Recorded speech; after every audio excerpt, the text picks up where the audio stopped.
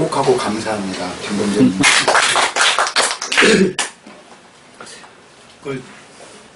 어차피 오늘 TPT 저는 할 줄도 모르는데 TPT도 준비도 잘 할 줄 몰라서 지난번에 조지 워싱턴 할 때도 그냥 조지 워싱턴 초상화만 하나 딱 걸어놓고 있어요. 근데 오늘 마침 TPT도 준비 안 되고 그러니까 되게 좋네요. 부담감이 더. 맞아요. 근데 이종욱 교수님인가요? 네. 파워포인트를 버려라 그런 말씀 있었죠. 파워포인트를 만들 때 이거를 보고 하면은 자기에게 시선이 집중이 안 되니까 버려라. 가지고 자기의 얘기를 이렇게 이렇게 집중되게 해라 그런 게 좀 기억이 나요. 솔깃했고. 그러네 또. 네. 파워포인트를 버려라. 그거 하나 딱 기억나요. 최재형 교수님은 또 SNS인가요? SNS를 하는데 저는 그런 거를 이렇게 너무 서툴러요. 정말 컴맹이라 그럴까 그냥 어느 정도 할 수도 있는데 하기를 싫어해요. 어떤 예를 들어서 컴퓨터로 이렇게 막 작성하잖아요. 이런 거를 안 해봤어요. 본문도 할 수는 있을 것 같은데 하기가 싫어요. 주로 좋아하는 게 무슨 바둑 뛰고 족구하고 그런 건 좋아해요. 제가 군대 생활을 한 17년 정도 했는데 13년 정도 했는데 기억에 남는 게 족구하고 바둑 뛰고 온 것밖에 기억이 없어요. 진짜 아무것도 안 하니까 가서 놀기만 하고 그런 것밖에 없습니다. 근데 오늘 이 헤라클레스의 탄생에 대해서 이렇게 같이 읽어가면서 이렇게 공부한다 그런 생각으로 이렇게 좀 해보겠습니다. 원래 헤라클레스는 어떻게 해서 탄생이 됐냐면은 밀크레네라는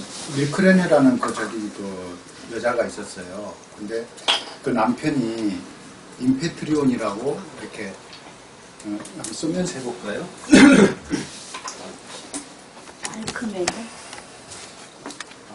알크레네인가요? 알크메네. 헷갈려 들어보이는데. 그렇죠. 보지 않아요. 이중에 헷갈려요. 알크메네. 한국말이 아니라서.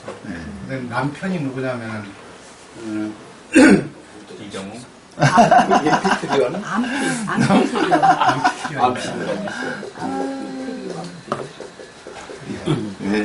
근데 이 사이에 이렇게 살고 있는데 이 제우스가 이렇게 딱 보니까는 바람둥이?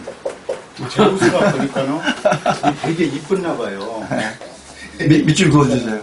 이게 둘이 사는데 이 지조가 굉장히 강했어요. 알크는 네, 굉장히 강하니까는 이게 어떻게 할 수가 없으니까는 여기 신이잖아요. 여기는 여기 신이고 여기는 인간이에요. 그죠? 인간인데 여기 이제 신이니까 또 능력 있고 재주가 좋잖아요. 그러니까는 이게 하루는 이렇게 이 암피트리온이 이렇게 밖에 나간 사이에 이게 제우스가 딱 묘기라고 뭐라 그러지? 은하수를 보고 이 암피트리온으로 이렇게 변신을 그래가지고 이렇게 같이 잤어요. 자가지고 이 제우스하고 이렇게 사이에서 이제 아이가 나중에 태어나고 여기는 이제 하루 있다가 딱 들어왔는데 이제 아무것도 모르고 서로 둘이가 또 잤어. 근데 그 사이에 또 얘가 또 생겨. 그래가지고 얘가 이렇게 여기서 하나가 나오고 여기서 하나가 이제 이렇게 태어나잖아요. 태어나가지고 나중에 이제 그 제우스 이쪽에서 이제 이렇게 신의 아들이고 여기는 이제 사람의 아들이 이렇게 된 것 같아요. 그래서 그 뒤로 이제 이렇게 읽어보니까는 제우스는 영웅 중에서도 가장 뛰어난 영웅을 낳기 위해 알크메네를 이렇게 선택한 거예요. 이제 제우스가 나쁜 마음으로 그런 게 아니고 아주 뛰어난 영웅을 이렇게 생산하기 위해서 이제 이렇게 한 거예요. 좋은 의도 같기도 해요. 어떻게 보면은 이게 속였지만은 원래 그렇게 막 그런 거 신화 같은 게 다 그런 거잖아요. 사실상 있을 수 없는 거를 이렇게 그럴듯하게 꾸미고 막 사실인데도 그걸 막 이렇게 좀 부풀려가지고 이렇게 만들어 놓은 게 신화 같아요.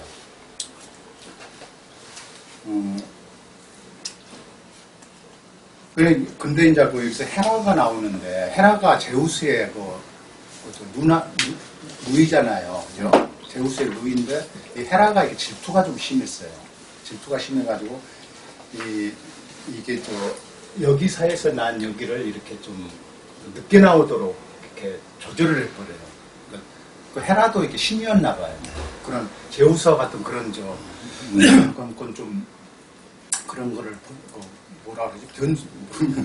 그런 거를 이렇게 만들 수 있는 거 신이니까 모든 게 가능하잖아요. 이렇게 해서 헤라의 계략으로 마케도니아 왕의 자리를 원래 여기서 이렇게 왕을 만들려고 그랬어요. 위에서 내려오는 그 계보에 왕을 만들려고 그랬는데 헤라가 이렇게 무략을 해가지고 저기를 이쪽에서 이렇게 먼저 나오게 만들어버려요. 이쪽에서 아이가 먼저 나오게.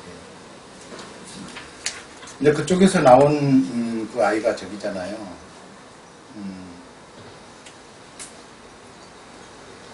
이피플레스. 아니요. 그게 아니라 에오리스가 그러네요. 그러니까 또 다른. 네. 그러니까 이쪽에서 나온 애가 저기 에피플레스, 이쪽 뭐 흉가에 여기서 나온 애가 헤라클레스? 여기서 나온 애가 헤라클레스잖아요. 여기서 헤라클레스. 근데 헤라클레스가 원래는 이제 그 왕의 자리를 요 위에 이제 그 왕가에 저기 왕가인데 요 왕의 자리를 이렇게 이어야 되는데 이게 그 헤라의 그 저기로 시기로 인해서 거기를 이렇게 못하다가 이쪽에서 나온 에피클레스를 이렇게. 그러니까 처음에는 이피 클래스 같은 거 그랬는데 제가 읽어보니까 아니더라고요. 그게 아니라 지금 이 표를 보시면 돼요. 이 표에서 오른쪽에 스테넬로스 그 사람이 이제 형이 그 알크메네의 아버지거든요. 그러니까 엘렉트리온이 왕이었었어요. 그리고 왕이 딸밖에 없으니까 형의 아들인지 뭔지 걔를 조카 겸 사위로 삼았던 거였었고, 그 다음에 또 동생이 하나 있었어요. 그 미케나이 왕의 동생. 그 동생의 애가 그게 왕이 계보가 복잡하네. 헷갈리더라고요. 저도 처음에는 얘가 늦게 그러는 줄 알았는데. 그러면은 이거 이게 헤라클레스가 원래 왕을 계승하는 게 아니었나요?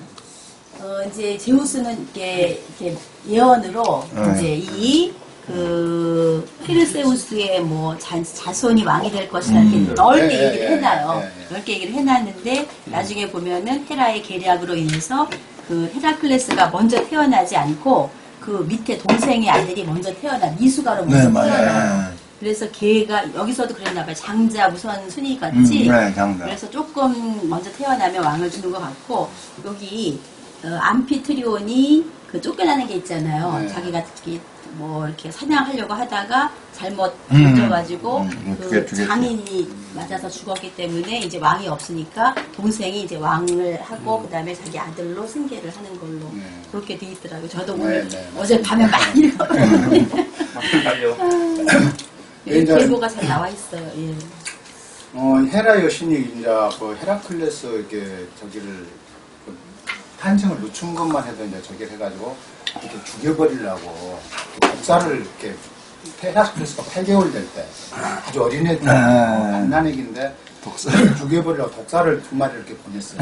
근데 그거를 헤라클레스가 확 잡아갖고 죽여버리니까 워낙 힘이 세니까 워낙 힘이 세가지고 죽여버렸어요. 그 뒤로도 이제 헤라클레스는 계속해서 이제 이렇게 자라가지고 이렇게 그러니까 막 성장하고 있는데 한 번에 그 음악 교사가 이렇게 그 비파를 가르쳐 주려고 이렇게 했는데 그 비파를 가르쳐주는데 너무 그 음악에는 저처럼 좀 저기가 없었나 재능이. 저희가 그 음악 미술이 아주 좀 저기가 없어요. 그 재질이 없어요. 근데 그게 너무 없으니까는 그 선생님이 이렇게 때리려고 그러니까는 그냥 그 비파를 갖고 던져가지고 그냥 선생님을 죽여버려요. 맞아요. 그러니까 헤라클레스가 최초로 이렇게 살인을 하게 돼요. 괴력가요. 근데 이제 나중에는 이제 헤라클레스가 저렇게 매일같이 산으로 올라가서 이제 사자와 처자라는 격투를 벌여가지고 막 이렇게 그 사자를 이렇게 거기서 사자가 이제 이렇게 많이 해를 줬었나 봐요. 그 주인들한테. 그러니까 그걸 사자를 처치해버리는 그런 그 위협을 이렇게 쌓기도 하고 그랬어요. 그러니까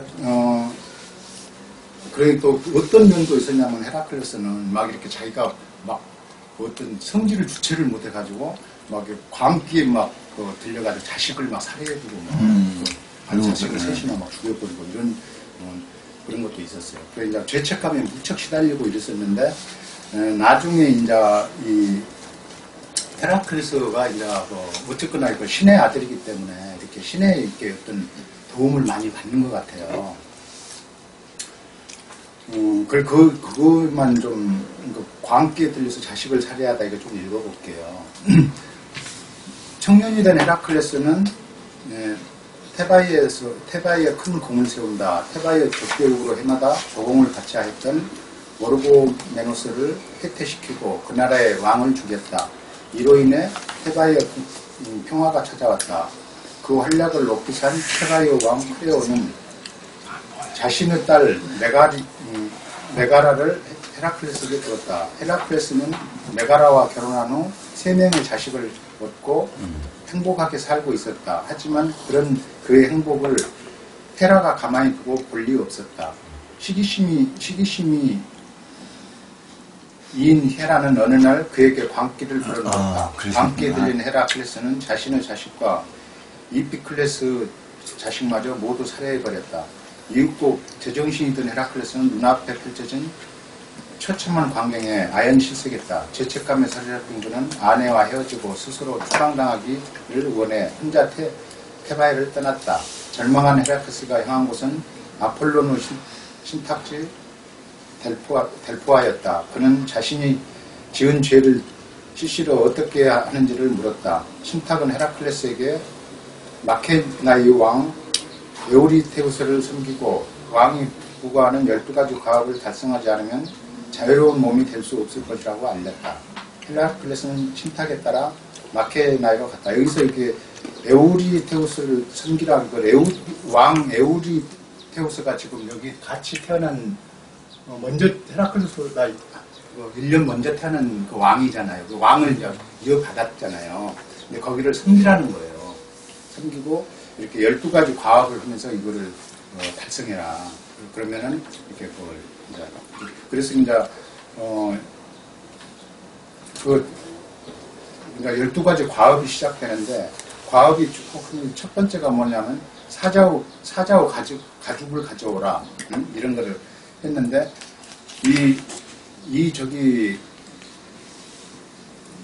왕이 굉장히 겁쟁이였나 봐요. 그래갖고 헤라클레스가 이렇게 과업을 달성하고 오고 그러면은 뭐라지? 은항아리인가? 청동 항아리 같은 걸 땅속에다 딱 해놓고 그 얼굴을 안 보려고 숨어 불고 막 이랬대요. 그러니까 굉장히 겁쟁이가 좀 소심했던가 봐요. 이렇게 헤라클레스보다 먼저 여기서 나오고 왕.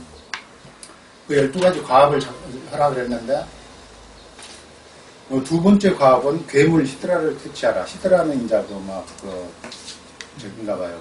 머리가 여러 개 있는 히드라인데 그걸 이제 죽이라, 퇴치하라 이런 저기도 해오고. 그러니까 여기 저기 헤라클레스가 과업을 하고 올 때마다 이렇게 나중에는 막 헤라클레스를 보지도 못하고 이렇게 자기 어떤 부관이라 그러나 자기를 통해서 이렇게 명을 내리고 또 했는지 안 했는지 확인하고 그랬었나 봐요. 헤라클레스를 너무 무서워했었나 보더라고요. 그 세 번째 과업은 아르테미스 여신의 황금뿔 사슴을 잡아오라. 또 네 번째 과업은 멧돼지를 생포하라. 뭐 이게 내용이 이제 다 좀 그럴듯한데 이제 다 신화니까 그러려니 하고 그냥 이렇게 읽어보면 될 것 같아요. 그 다음에는 이제 가축우리를 하루에 가축우리가 굉장히 컸었나 봐요. 그걸 하루에다 살아갔는데 그걸 막 지혜를 짜내가지고 그걸 하루에 사게 치워버려요. 신의 아들이니까. 네. 여섯 번째 과업은 사나운 새떼를 쫓아라. 응? 막 그런 것도 있고, 일곱 번째 과업은 크레타 섬에 미친 황소를 잡아오라. 또 여덟 번째 과업은 테라키아의 식인 말을 잡아오라. 그리고 아홉 번째 과업은 아마존 여왕의 허리띠를 뺏어오라. 열 번째 과업은 괴물 게리오노 붉은 소를 잡아오라. 11번째 과업은 헤스페리데스 동산의 황금 사과를 따오라. 거기는 막 지키는 엑스페리멘트라는 그런 그 지키는 사람들은 그걸 다 처치하고 이렇게 사과를 따오고 그랬나 봐요. 박근혜 대통령이 어제 입은 옷을 가져와라. 12번째 과업은 명계의 괴물 게르베로스를 생포하라. 이런 거죠. 그 과업을 12가지 과업을 다 이렇게 마치고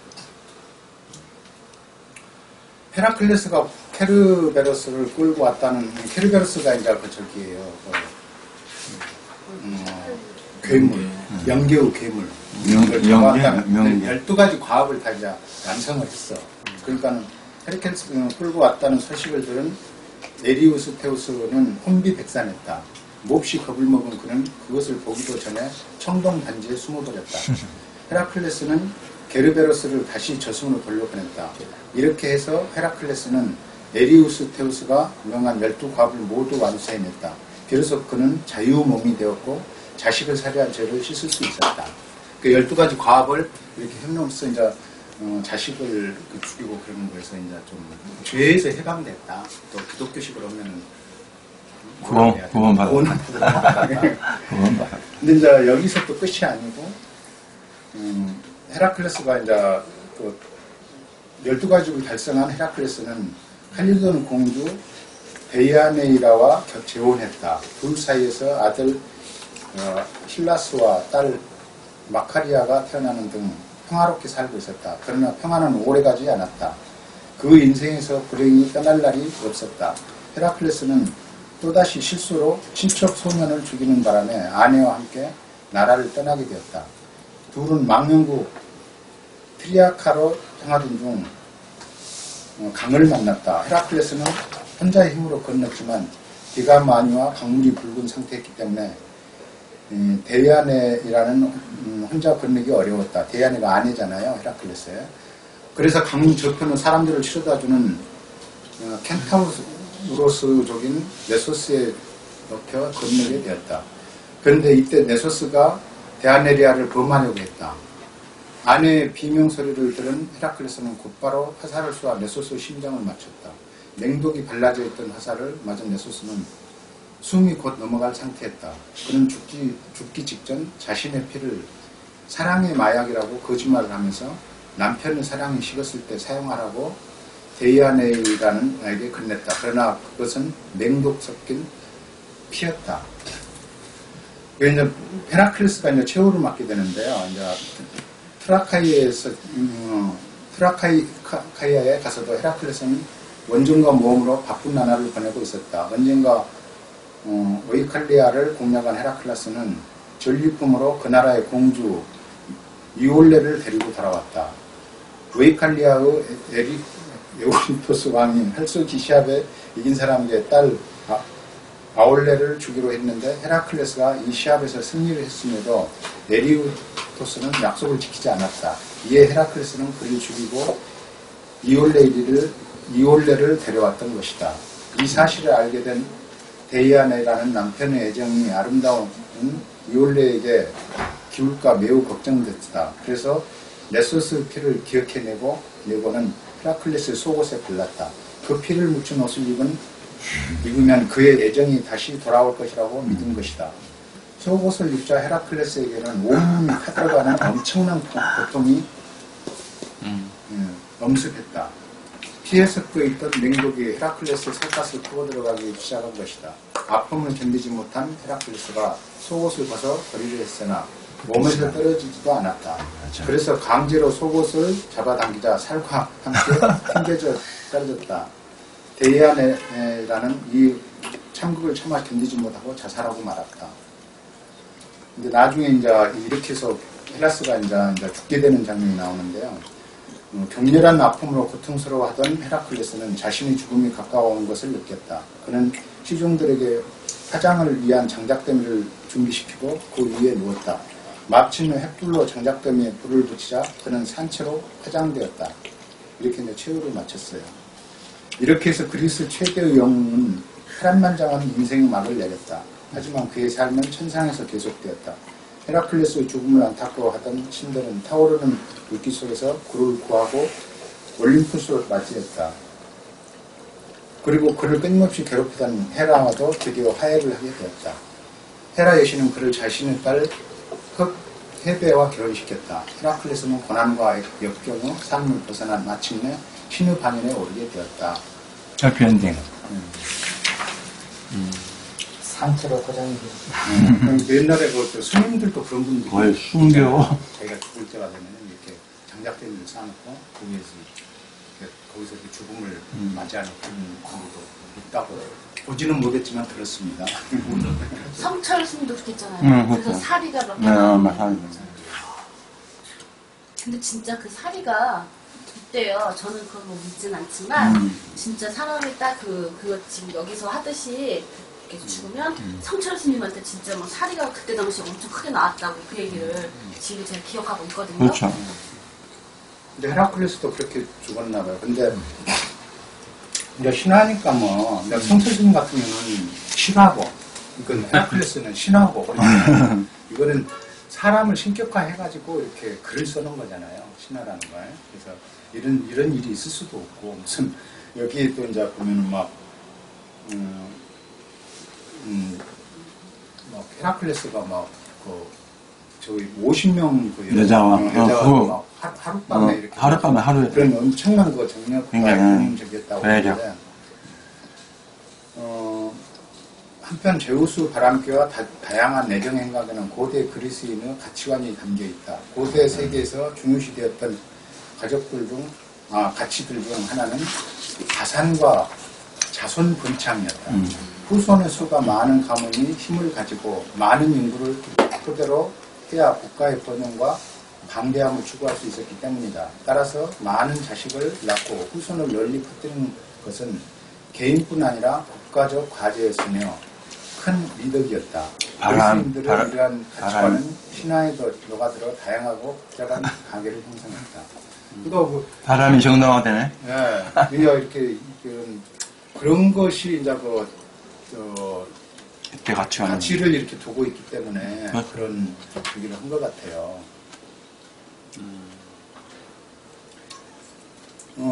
원래 이 그리스 로마 신화는 호메로스와 에시오도스 서사시에서 이렇게 직접 유래되었지만은 기독교의 성서처럼 정해져 있는 이야기가 아니랍니다, 원래. 그래서 그뿐 아니라 고대의 문학자, 신화학자, 계보학자, 역사가, 철학자들이 신과 영웅들의 이야기를 계속 다루어왔고 그때마다 새로운 해석과 이야기가 덧붙여졌다.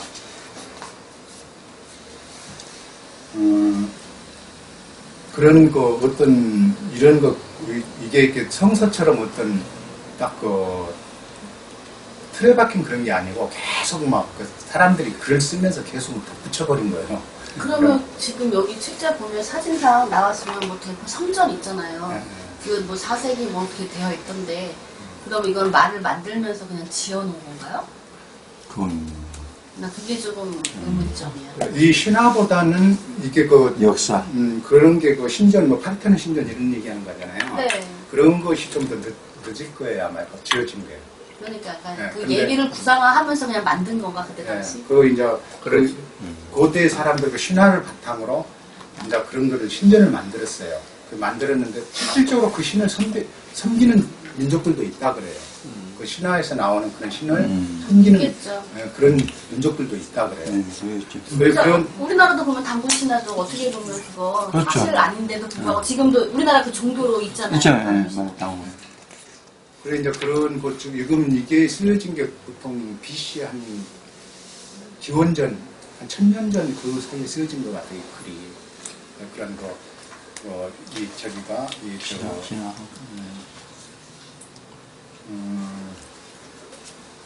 그런 누구죠? 포세이돈이나 이런 거 이런 시를 쓰신 분들 거의 우리나라 고조선 시대 때예요. 근데 제가 보니까 호메로스나 이런 에시오도스나 이런 시인들이 쓴 거를 바탕으로 이렇게 그래서 사람들이 시를 그 당시에 전쟁이 있으면은 그 전쟁을 갖다가 이렇게 시로 써놓고 그랬어요. 난 써서 이렇게 써냈는데 그런 걸 바탕으로 이렇게 신화가 이렇게 만들어진 것 같아요. 또 그걸 바탕으로 또 신전 같은 것도 만들고 그 신전을 만드는 게 이게 무슨 신전이다 말이에요. 거기서 이렇게 제사를 지냈다. 그러니까 그런 신이 있는 걸로 가상을 하고 실질적으로 그런 신이 있었는지 없었는지는 알 수가 없잖아요. 그리고 예를 들어서 뭐 마야 문명이나 어떤 거 이거 보면은 막 거상이 이렇게 뭐 칠대 뭐 불가사의 그런 거 보면은 막 마야 문명이 어떻게 탄생을 했을까? 그런 거 보면은 막 그 벽돌 돌을 이렇게 깎아서 이렇게, 이렇게 성을 쌓는데 그 물도 안 샌다 그러잖아요. 얼마나 잘 되는. 그러니까. 근데 이런 걸 다 제가 읽으면서 봤는데 거의 보면 성경에 있는 말씀을 조금씩 따와서 말씀을 이렇게 말을 만든 것 같아요. 맞아요. 이게 지금 차례를 보면은 앞에 고조선 시대부터 시작해서 시간이 가면서 우리나라가 저 고구려도 건국되고 신라, 그러니까 맨 처음에 백제가 먼저 신라가 생겼나요? 백제가 먼저 생겼나? 동시대겠죠. 고구려. 아니. 세 나라 중에서 저도 맨 처음에 저는 고구려가 제일 먼저 생겼는 줄 알았어요. 신라가 먼저 생기고 나서부터 이런 식으로 해서 나중에 이제 고구려의 그 저기 이제 온조가 백제를 세우듯이 그런 식으로 그 시대에 이렇게 동시에는 아니겠지. 신라에서 이렇게 가서 고구려를 세웠나 보죠. 신라에서 가서 고조선에서 고구려 세웠고 근데 하여튼 고조선에서 고주몽이 백제. 내려와가지고 네, 고주몽. 이제 백제, 신라. 고구려를 세운 거 아닌가? 고구려가 더 먼저. 아니에요. 고구려가 더- 저도 고구려가 제일 먼저 알았는데 주몽이 세운 나라가 주몽이 고구려잖아요. 맞아요. 주몽이. 근데 그게 신라가 먼저 세워지고 나서 바로 고해 비슷하게 고구려 그 다음에 백제 이런 식으로 고조선 이후에. 예 고조선 이후에. 그러니까 저도 제가 저번에 발표를 하면서 또 봤지요. 공부 안 하다가. 그러니까 그때 시대 때예요. 그게 다. 근데 우리가 거론할 때는 고려, 신라, 백제 이렇게 하잖아. 예, 그렇지. 예. 근데 그때 당시 이제 고구려가 백제, 왜냐면 신라. 제일 고구려, 신라, 백제. 잘 나갔으니까. 고구려, 신라, 백제. 그런 우리가 시대에서 이제 이렇게 오래된 역사 속에 우리는 지금 잠깐은 살고 있잖아요. 네. 근데 저는 이제 이런 걸 읽으면서 참 이런 걸 써내기도 잘 써내고 참 심심풀이를 잘해놨다 그런 생각이 드는데 어떨 때는 이렇게 무슨 이렇게 허무맹랑한 걸 왜 읽어야 되는가 이런 생각도 좀 들어요. 그러니까는 사실 안 읽게 되잖아요. 이거 뭐 실제로 있는 일도 아니고 이렇게 그냥 사람들이 가상으로 이렇게 상상을 해서 쓰는 거 소설이잖아요 일종의. 근데 이런 거를 왜 읽어야 되는가? 그러니까 뭐 저는 이렇게 김성곤 대표님이 이렇게 책을 읽고 나서 이걸 읽기만 하면은 그 의미가 없다. 그래서 거기에 대한 자기 생각을 얘기해 보라. 그래서 저는 이제 제가 이렇게 우리 자신이 어떤 존재인가 한번 이렇게 좀 서툴지만 좀 얘기를 해보고 싶어요. 근데 우리가 이렇게 지구에 이렇게 살고 있잖아요. 지구에 살고 있는데 우리가 이렇게 살고 있는 것 같아요. 지구의 사방으로 이렇게. 근데 이렇게 살고 있는데 우리가 보통 이렇게 죽으면은 지옥 간다 그런 말 하잖아요. 천당 간다, 천국 간다. 근데 이런 얘기가 죽으면 천국 간다, 죽으면 지옥 간다 이런 말이 좀 맞지 않지 않느냐 이런 생각이 좀 해요. 근데 왜 그런 생각을 하냐면은 이게 막 별들이 막 수없이 많잖아요. 이 천체가 이렇게 우주 안에. 막 태양계도 있고 무슨 모양 무슨 게도 있고. 근데 우리가 태양계 중에 이렇게 지구라는 이 지구의 이 별 속에 살고 있는데 이 사람이 이렇게 살다가 이렇게 죽는다 그러면은 어떤 알 수 없는 곳에 우리가 이렇게 생각지 않는 곳에 우리 하늘이 보면은 뭐 상중천, 중중천, 하중천, 하중천에 지구가 있다 이런 얘기를 하는 이 지구 중심으로 봤을 때 그런 것 같아요. 근데 어떤 중간 어디에서 이렇게 죽은 사람이 머물지 않느냐 이런 생각을 좀 해요. 머물고 있는데 이거를 이렇게 모든 만물을 다스리는 거는 창조주가 하시잖아요. 다 만들어서 지구도 만들고 별도 만들고 다 만드는데 이 사람이 여기서 하나가 이렇게 있으면은 이 사람이 이게 별과 같은 것 같아요. 제가 볼 때는. 사람이 이렇게 별처럼 이렇게 반짝이고 있어요. 근데 그 반짝이는 게 뭐냐면 말인 것 같아요. 말. 내가 이렇게 말을 이렇게 하는 것이 반짝이는 거예요. 빛과 같아요. 말이. 그러니까 이 사람이 말이라는 것이 제가 좀 떨려가지고 글을 잘못 말이 떨려? 빛과 같다 이런 생각을 좀 해요. 왜 그러냐면은 우리가 이렇게 말을 하지 않으면은 나를 알 수가 없어요. 근데 이 별이 우리에게 비춰주지 않으면은 별이 있는지 없는지 몰라보잖아요. 그죠? 그 별이 항상 변치 않고 비춰주는 거는 우리가 이 말이 어떤 변하지 않고 언제나 똑같은 말을 하는 거. 그런 사람은 별과 같은 사람이라고 봐요. 근데 예를 들어서 김성근 대표님이 변함없이 우리 그 모두 공동을 이익을 위해서 이렇게 노력을 하세요. 그리고 우리한테 늘 이렇게 이렇게 하면 앞으로 미래가 있다 하면서 우리 앞길을 이렇게 열어주잖아요. 이렇게 마치 별빛과 같은 것 같아요. 빛과 같이 우리 앞길을 이렇게 비춰줘요. 이렇게 이 앞으로 신화프로가 어떻게 되고 이렇게 해서 발전이 돼가지고 우리 신화프로에 몸담는 사람들이 엄청난 부자가 될 것이다. 대상이 될 것이다. 특히 대표. 네, 이 지상 어느 사람보다도 가장 지식을 이렇게 많이 습득을 해가지고 그 지식을 통해서 많은 사람을 이롭게 할 것이다. 김성근 대표님 그거잖아요. 그죠? 지식을 나눠가지고 이렇게. 왜 웃으시죠? 아니, 완전히 말씀하시는 게 신격화하시는 것 같아요. 아니요, 그렇지는 않아요. 아니, 그게 아니라 너무. 네. 아니, 저는 사실을 얘기하고 있어요. 와, 근데 그것이 사실이요, 사실. 김성근 대표님이라고는 할 수도 없어요. 어느 누구나 이렇게 밝은 빛이 있어요. 그렇죠? 사람도 그 인격이 이렇게 좀 고매하고. 변함이 없고 항상 그 선을 지향하고 이렇게 밝은 데를 지향하고 있는 그런 인격이 있어요. 근데 어떤 사람은 또 이렇게 어둡고 늘 이렇게 부정적으로 보고 말을 해도 그 사람에게 칭찬될 말을 하지를 못하고 그 사람의 약점을 얘기를 하고 이런 분들 있잖아요. 근데 그런 분들에게 이렇게 빛을 주는 거예요, 우리가. 그죠? 그렇게 부정적인 삶이라는 게 삶을 가진 그 사람의 마음이 지옥인 것 같아요. 그죠? 지옥과 천국이라는 거. 네. 그 천국이라는 게 어디 이렇게 이런 데가 있는 게 아닌 것 같아요. 어디 별 중에 여기서 지구가 이렇게 사람들이 죄를 많이 잡고 그냥 없이 지구가 매나. 깨져버리고 어디 천국으로 가는 게 아니고 천국이라는 거는 이렇게 자기 마음속에 빛이 있으면 그것이 천국 아닌가 싶어요. 그 빛이라는 게 뭐냐면은 우리의 카톡도 일종의 빛입니다, 이게. 왜 그러냐면 이 카톡을 통해서 이렇게 내 마음을 전해주잖아요. 내가 이런 사람이다. 이렇게. 그리고 또 이렇게 카톡을 통해서 막 누구 저주하고 그럽니까? 안 그러잖아요. 진짜. 어느 분 대단하다 그러고 막 알려주고 내일 참석하실 분 손들어요. 그 얼마나 멋있는 거예요. 그렇죠. 그 마음을 이렇게 내가 이렇게 여러분들을 초대한다. 이렇게 함께 모여있기를 원한다. 이런 것 같아요. 그리고 이 천국이라는 거는 이렇게 하나가 돼야 될 것 같아요. 하나가. 이렇게 각자가 마음이 흩어져 버리면 안 돼요. 우리가 지금 여기에 7명이 모였는데 7명 마음이 각자야 그냥. 나는 지금 빨리 일하러 가야 되는데 나는 가서 강의하러 가야 되는데 여기에 이렇게 복수 발표에 이렇게 통해서 하나가 되질 않고 각자 있는 거, 떨어져 있는 거 이것이 지옥인 것 같아요. 그죠? 이렇게 공간 안에 있으면서도 마음이 모이질 않아. 떡을 해다 줘도 맛있게 먹질 않고 힘들게.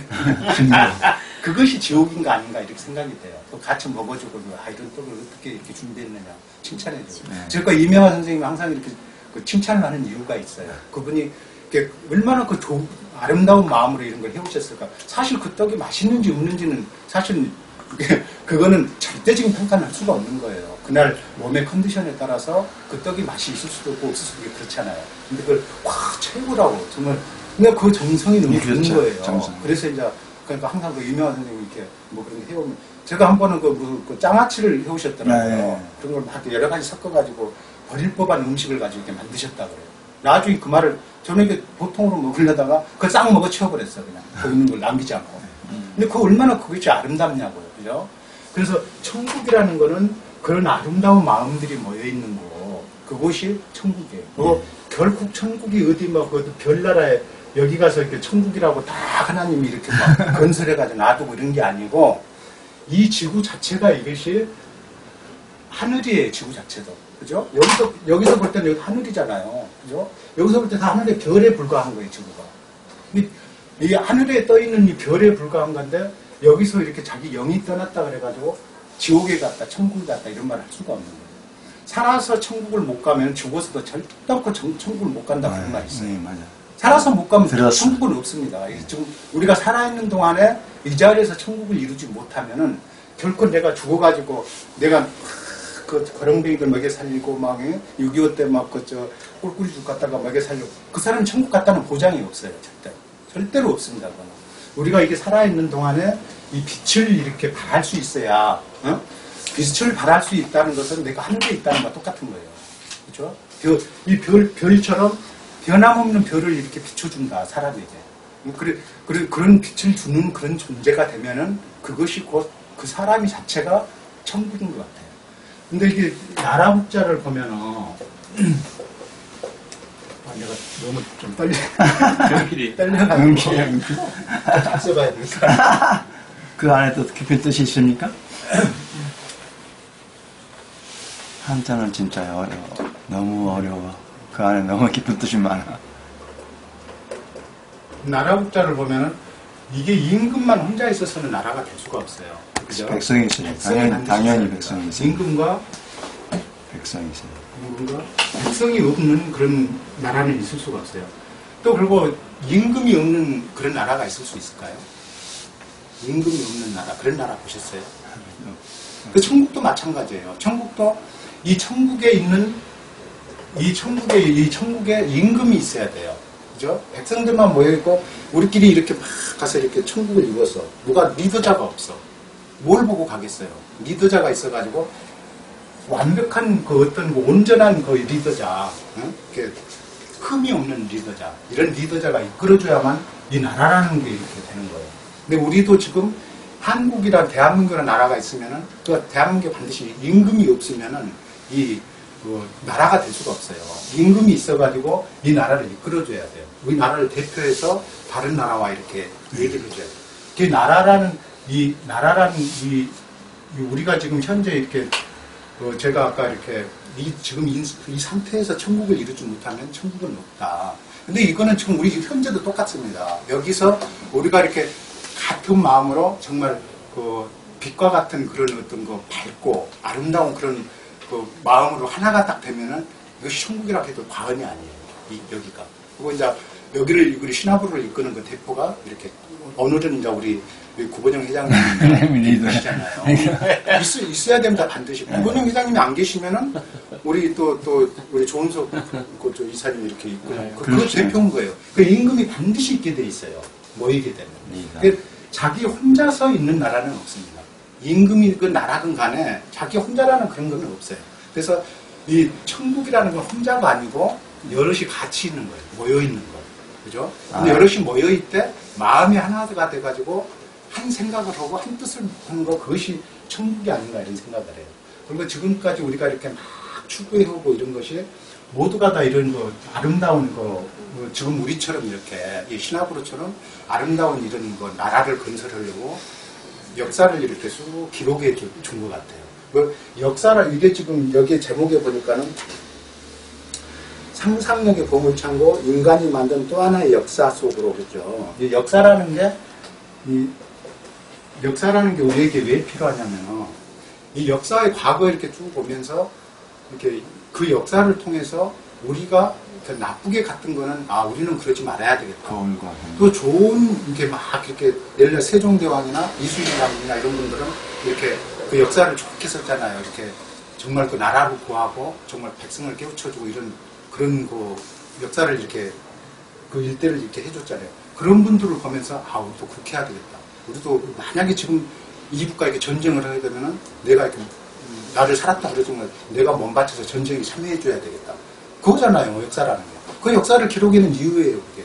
그럼 우리가 역사를 읽어봐야 할 가치가 거기에 있는 것 같아요.